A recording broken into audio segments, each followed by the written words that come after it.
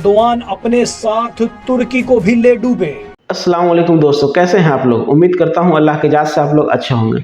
दोस्तों, आज का वीडियो काफ़ी इन्फॉर्मेटिव और काफ़ी इबरतनाक वीडियो है, जो तुर्की के हवाले से है कि तुर्की का हालत आज इतना ख़राब क्यों हो चुका है। तुर्की में जगह जगह में दंगे हो रहे हैं। वहाँ के जो राष्ट्रपति एर्दोगान, जो 20 सालों से वहाँ के राष्ट्रपति थे, आज उनका हाल इतना बुरा क्यों हो गया है। क्या अल्लाह की मार उनके ऊपर है जो उनका हाल इतना ख़राब हो चुका है। इस वीडियो में देखेंगे कि क्यों उनकी हार हुई है, उसका वजह क्या है।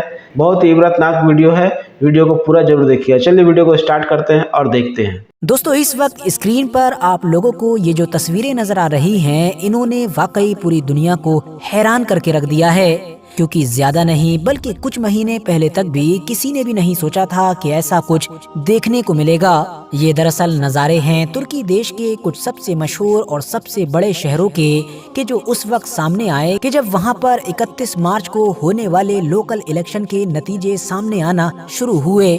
जाहिरी तौर पर तो देखने में यही महसूस हो रहा होगा कि तुर्की के ये सारे लोग शायद किसी पार्टी या किसी नेता की जीत का जश्न मना रहे हैं, मगर दोस्तों, जीत से कहीं ज्यादा ये हार का जश्न है। वो भी किसी और की हार नहीं बल्कि उसी नेता की हार के जो पिछले लगभग 20 साल से लगातार अकेले पूरे तुर्की पर राज कर रहा है और जिसको दुनिया रजब तैयब अर्दोगान के नाम से जानती है। हार हुई तो हुई, मगर इतनी ज्यादा बड़ी और बुरी हार हुई है कि इसको रजब तैयब अर्दोगान के इतिहास की सबसे बड़ी हार के तौर पर देखा जा रहा है। बात सिर्फ यहीं पर खत्म नहीं होती है, बल्कि इस हार को अब तुर्की की राजनीति में एक बड़ा टर्निंग पॉइंट भी माना जा रहा है कि जिससे शायद तुर्की का पूरा फ्यूचर भी बदल सकता है। मगर अब सवाल यही है कि जिन इलेक्शन की पिछले 2-3 दिन से इतनी ज्यादा चर्चा हो रही है, ये आखिर किस तरह के इलेक्शन थे।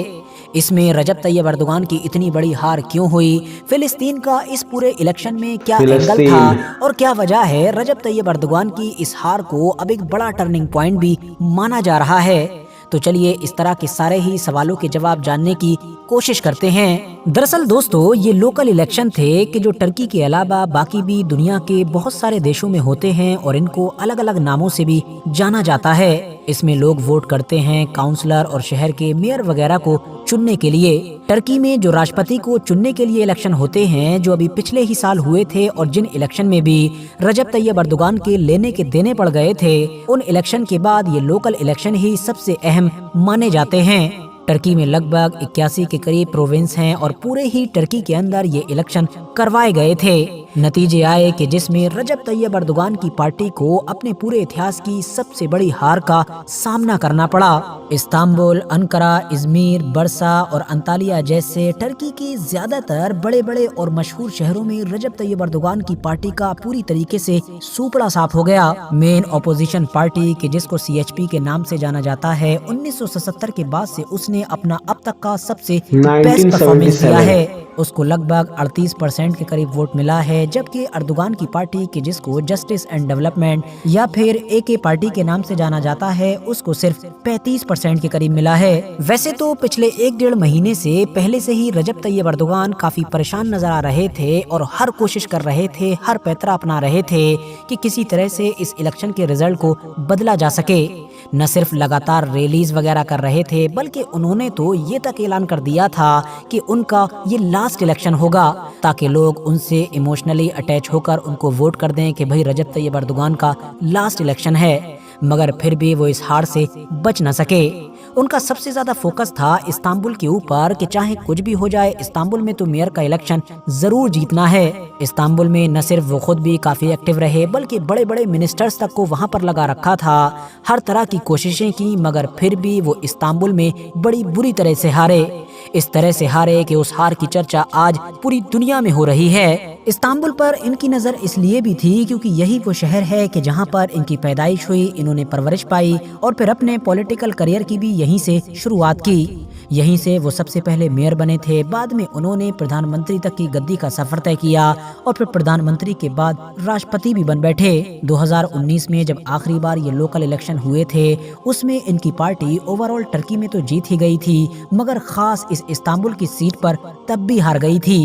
इसीलिए इस बार ये कोशिश कर रहे थे कि कम से कम इस्तांबुल को वापस लिया जाए, लेकिन लाख कोशिशों के बावजूद भी एक बार फिर से उसी कैंडिडेट ने कि जिसने 2019 में इनके पार्टी के कैंडिडेट को हराया था, फिर से हरा दिया। तैयब अर्दोगान की तरफ से इस्तांबुल की इस सीट को इतनी ज्यादा शिद्दत के साथ जो टारगेट किया जा रहा था, उसके पीछे एक बड़ी वजह वो कैंडिडेट भी था कि जिसने अभी न सिर्फ 2024 में ही बल्कि 2019 के इलेक्शन में भी रजब तैयब अर्दोगान की पार्टी को बुरी तरीके से हराया था। इस कैंडिडेट यानी कि इस्तांबुल के इस मेयर का नाम है अकरम इमामोगलू, जिस इंसान की अब वक्त के साथ पॉपुलैरिटी यानी कि शोहरत इतनी ज्यादा बढ़ चुकी है कि अब उसको सीधे तौर पर रजब तैयब अर्दोगान का मेन चैलेंजर माना जा रहा है। यानी टर्की के लोगों का ये मानना है कि अब पूरे देश में अगर कोई भी नेता रजब तैयब अर्दोगान को कुर्सी से हटा सकता है तो वो यही यानी कि इस्तांबुल के मेयर अकरम इमामोगलू हैं। इसीलिए बहुत सारे लोग ये भी कहते हैं कि अगर पिछले साल होने वाले राष्ट्रपति के इलेक्शन में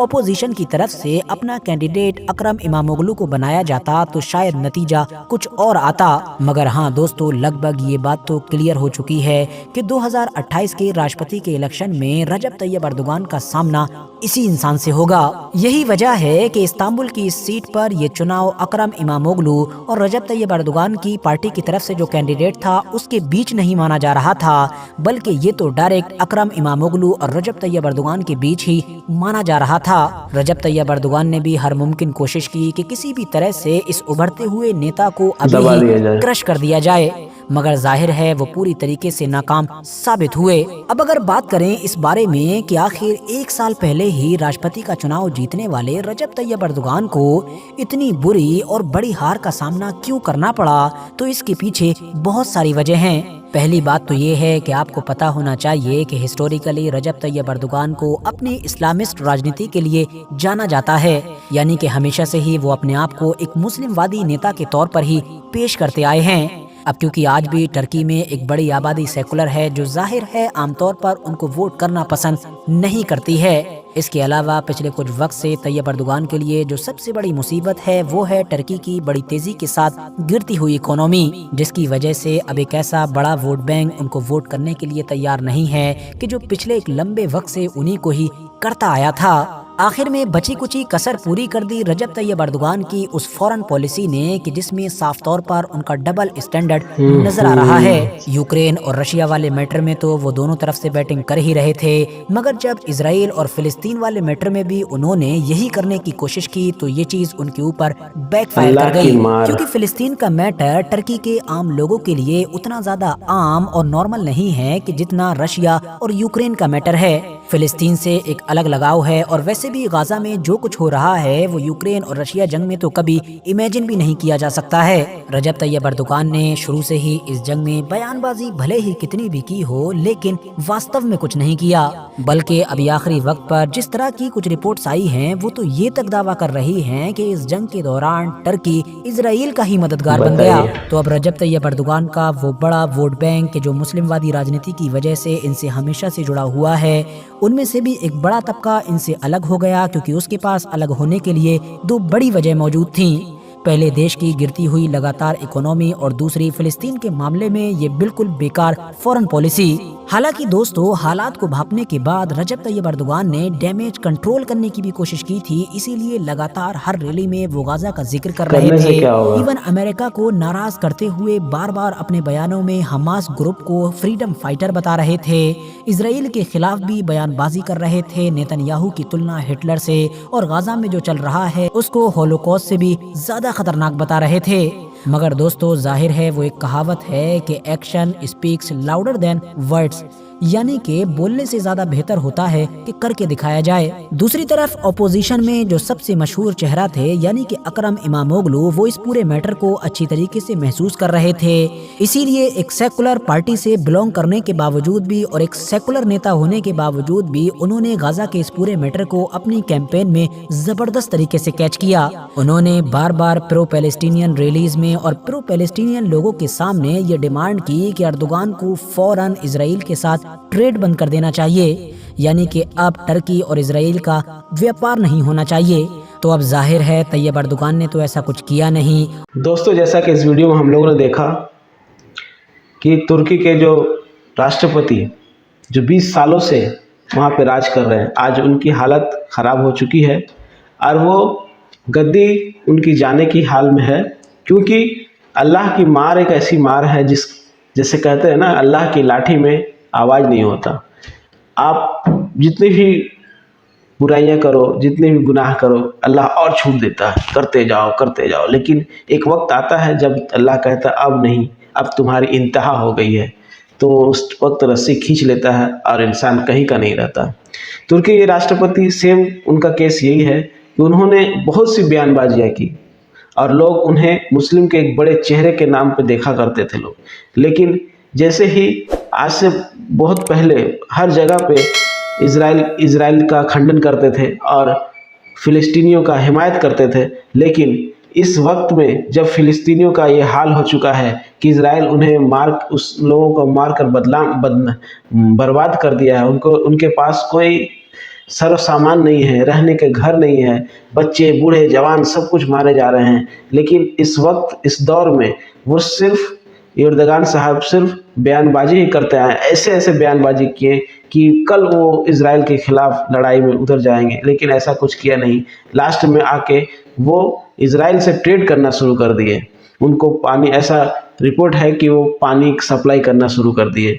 तो देखिए इनका डबल स्टैंडर्ड, जहाँ पे मुसलमानों को मारा जा रहा है, निहत्थे फ़िलिस्तीनियों को मारा जा रहा है, बच्चे बूढ़े जवान कितने लोग शहीद हो गए हैं इस जंग में, सारी दुनिया उनकी हिमायत कर रही है। लेकिन ये एर्दोगान साहब हैं कि हिमायत करना, उनके साथ रहने, उनके साथ खड़ा होने के बजाय वो इज़राइल के साथ खड़ा है, उनके साथ ट्रेड कर रहे हैं।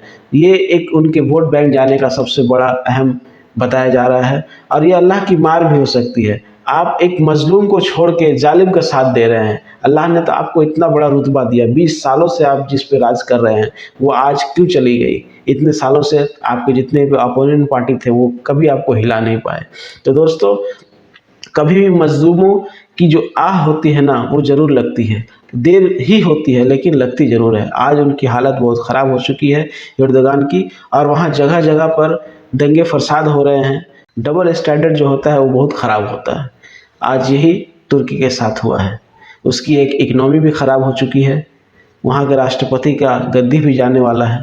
तो दोस्तों, ये वीडियो कैसा लगा कमेंट बॉक्स में ज़रूर बताइएगा, और हमारे चैनल पर अगर आप नए हैं तो चैनल को सब्सक्राइब करिएगा और बेल आइकन जरूर दबाइएगा ताकि वीडियो अपलोड होते ही आप तक नोटिफिकेशन पहुंचे।